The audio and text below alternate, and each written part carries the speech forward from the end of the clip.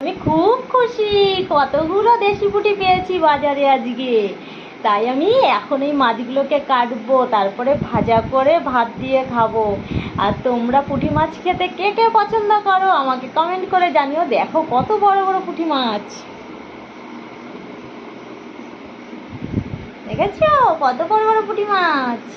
এই দেখো বন্ধুরা, মাছগুলোকে কেটে নুন হলুদ মাখিয়ে রেখেছি। এখন মাছগুলোকে ভেজে নেব, চলো ভাজা যাক। আর প্রত্যেকটা মাছে কিন্তু ডিম হয়ে গেছে, আমি কাটার সময় দেখলাম প্রত্যেকটা মাছের পেটে ডিম। এখন আমি কড়াই বসিয়ে দিলাম, কড়াই গরম হয়ে গেছে, এখন একটু তেল দিয়ে দিই কড়াইয়ের মধ্যে। এই দেখো তেল গরম হয়ে গেছে আর তেল দিয়ে ধোয়া উঠছে। আর এখন আমি এর মধ্যে একটু নুন দিয়ে দেবো। গরম তেলে নুন দিলে তাহলে মাছ ভাজার আগে এই নুনটা দিয়ে দিলে আর মাছ কড়াইতে লাগবে না, তাই নুনটা দিয়ে দিলাম। চলো একটু নেড়ে নিই তেলটাকে।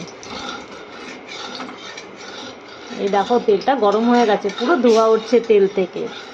রাখা নুন হলুদ মাখানো মাছগুলোকে দিয়ে দেবো তেলের মধ্যে। এইবার একটু নেড়ে চেড়ে দিয়ে দিই। এত ফাটছে কেন জানো তো, এই মাছগুলোর প্রত্যেকটা মাছে পেটে ডিম রয়েছে, তাই একটু বেশি চটপট করছে। এই দেখো এরকম মাছ খেতে তোমরা কে কে পছন্দ করো? আমি তো খুব পছন্দ করি এই মাছ খেতে। চলো এইবারে মাছগুলোকে একটু উল্টে পাল্টে দিই। এই পিঠটা ভাজা হয়ে গেছে, এখন এই পিঠটা একটু ভেজে নিতে হবে ভালো করে।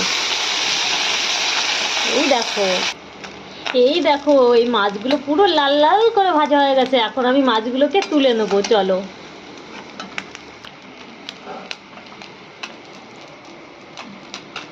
এই দেখো পুরো লাল লাল করে ভেজে নিয়েছি।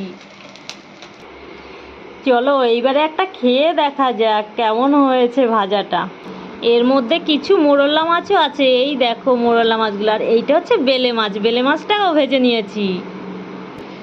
এইবারে চলো দেখি, আগে বেলে মাছটা খেয়ে দেখি কেমন লাগে। পুরো মচমচ করছে।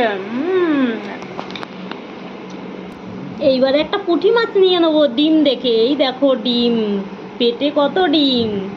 খেয়ে দেখি চলো, দারুণ লাগছে খেতে।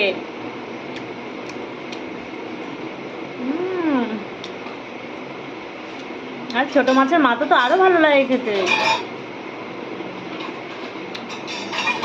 এরপরে ভাত দিয়ে খাবো, ভাত লঙ্কা দিয়ে মেখে তারপর খাবো। কে কে খাবে চলো আমার সঙ্গে কমেন্ট করো। টাটা।